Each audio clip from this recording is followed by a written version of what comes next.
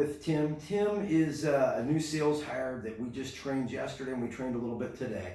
And he's been working with the Cunis of Nissan store for what, about a week?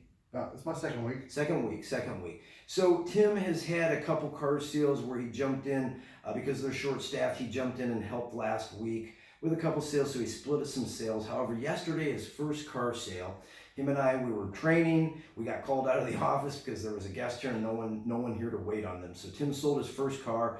So I just want Tim to tell you how that experience was, how it went, how he felt, and then maybe some of the training that you picked up here in the last couple of days that you think maybe helped you in that sale.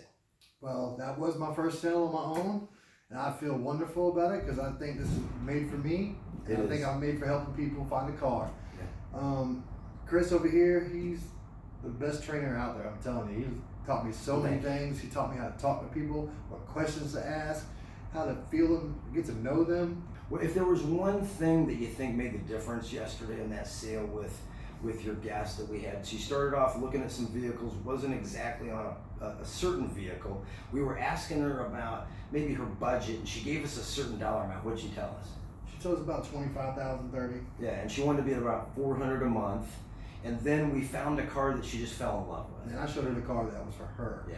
And that was, she fell in love. She actually bumped herself, and it wasn't really anything we did. We asked kind of the payment range she wanted to be in. She told us, but of course, everybody's going to say a lower dollar amount when they don't have a car that they've picked out. After we ended up picking out a car that was, again, the perfect car, Tim asked all these questions, found out exactly what she wanted. Once he was able to identify exactly what she wanted, then it was easy for her to realize that fit her needs and wants much better. And because it did, she was able to bump herself really to, I think, what, $700. She looked good in that car. Yeah, she did look good in that car.